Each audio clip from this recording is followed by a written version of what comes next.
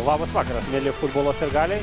Sveikiname su jumis iš Garliavos miestelio. Ir šiandien čia F-Pro LFF taurės antrasis etapas bei Garliavos ir Kauno Žalgirio. Čia savo namų rungtynes ir žaidžia. Garliaviečiai nėra tik tai Igno Plūko komandos vartininko. Čia Armandas Kučys nukreipia atakos kryptį. Jis gali prasmukiuoti ir iš toli. Čia perdavimas baudos aikštelė ir Armandas Kučys. Armandas Kučys į ją leidžiasi. Veržiasi į baudos aikštelę Armandas, perdavimas Anane ir šio nuostabaus grožio įvartis, bet kyla teisėjo vėliavėlė. Taktika pirmajame kėlinyje. Čia Žalgirio išpuolis. Perdavimas į baudos aikštelę, Kučys su kamuoliu ir pasiaukojimai. Čia žaidžia Artūras Dolžnikovas, perduoda kamuolį į baudos aikštelę. Spėja Onanė prie jo. Smitas prieš Maksimą Spano, legionierius iš Benino. Jo perdavimas į varžovo baudos aikštelę, smūgis virš vartų. Ojojoj.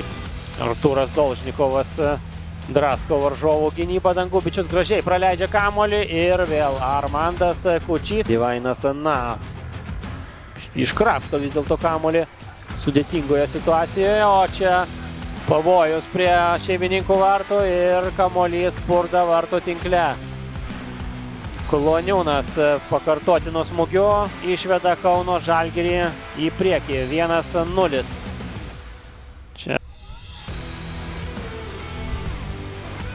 dar vienas žalgiriečių išpuolis ir galiausiai Armandas Kučys pralaužia varžovų gynybą. 2-0. Kauno Žalgiris didina savo pranašumą. Priima kamuolį baudos aikštelės prieigose, dar porą žingsnių. Martinas Anane veržiasi vienas prieš kelis varžovus jau baudos aikštelėje ir Filipas Dangubičius trečią kartą siunčia kamuolį į Garliavos ekipos vartus. 3-0. Kauno Žalgiris jau triuškina Garliavos ekipą. Treneris, bet visuomet užsiimdavo tinkamą vietą, atlikdavo perdavimą, o čia vienas turbūt gražiausių antrojo etapo įvarčių Nidas Vosylius.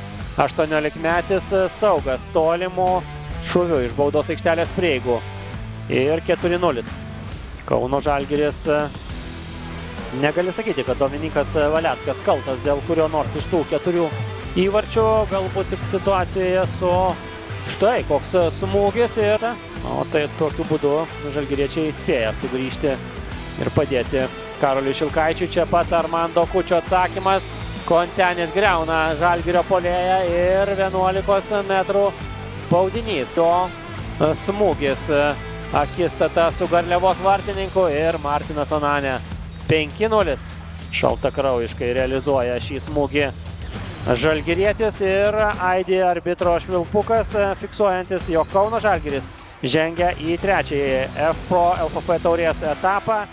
Treneri, rezultatas švieslentėje didokas, ne jūsų naudai, bet gerą valandą kovojot kaip lygų su lygiais su A lygos komanda.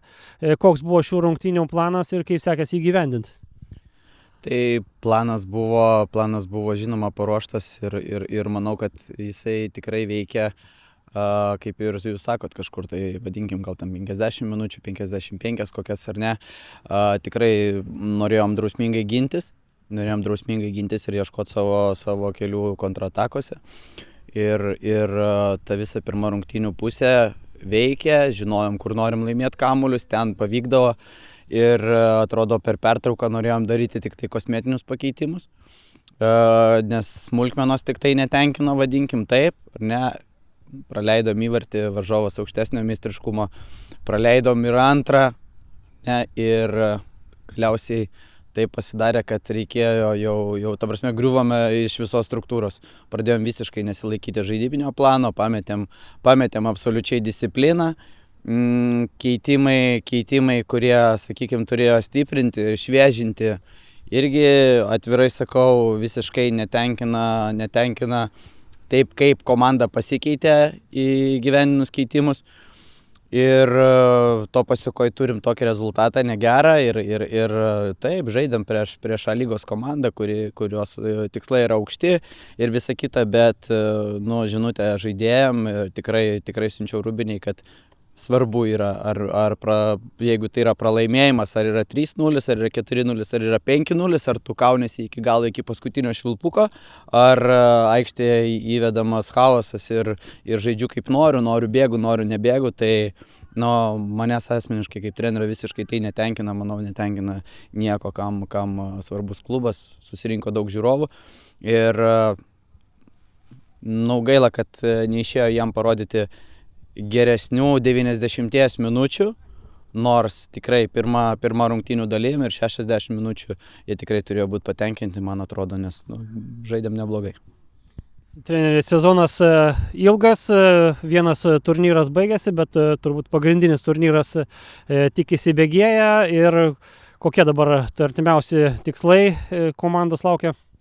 Tai tikslai, tai kaip pasakyti, aišku, kiekvienas rungtynės dėl pergalės, čia nieko naujo nepasakysiu, bet faktas, kad nesam patenkinti esamą padėtim. Tikrai pagal tai, kaip mes žaidėm ir praėjo kiek turų, netenkina padėtis turnyriniai lenteliai, netenkina kaip atakuojam, kiek įvarčių įmušam, norim tikrai šitoje vietoje pasitemti ir pradėti rinkti taškus gerokai užtikrinčiau. Manau, kad esam tikrai labiau pajėgesni negu tai, ką demonstruojam šiuo metu. Nerijau, sveikinimai su pergale, sveikinimai žengus į trečiąjį etapą. Kas jūsų nuomonė buvo svarbiausia tokiuose rungtynėse? Ačiū už sveikinimus ir tokiuose rungtynėse, manau, svarbiausia yra įsimušti vieną įvartį. Ir tada rungtynės gali arba pasikeisti į vieną pusę arba į kitą. Taip kaip matėme šiandien, po vieno įvarčio sekė antras, trečias ir rungtynės užsidarė. Kodėl taip ilgokai nesisekė pralaužti tos gynybos, nors tų momentų lyg ir buvo? Turėjome tų momentų, bet manau, kad Garliava buvo tam pasiruošus, buvo disciplinuota, turėjo daug žaidėjų žemam bloke ir pirmą kėlinį nepavyko mums pasiekti įvarčio. Daug keitimų atlikote, kiek jie pagyvino rungtynes? Toks visas laikotarpis šis, kas 3 dienas daug rungtynių, tai norime būti šviežus, tai ir šiandien buvo tam atlikti keitimai ir jie žaidėjai davė savo indėlį ir manau, kad pagyvino mūsų žaidimą. Kalbant apie tą žaidimo pagyvinimą, Nidas Vasilius, 18-metis žalgirietis, tik žengė į aikštę ir pavyko jam pasižymėti įspūdingų, tokių, sakyčiau, smūgių. Kaip manot, kiek svarbu tiek jums kaip treneriui, tiek jam pačiam?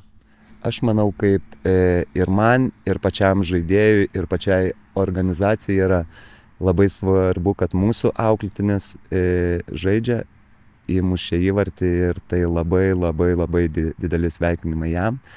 Pačiam.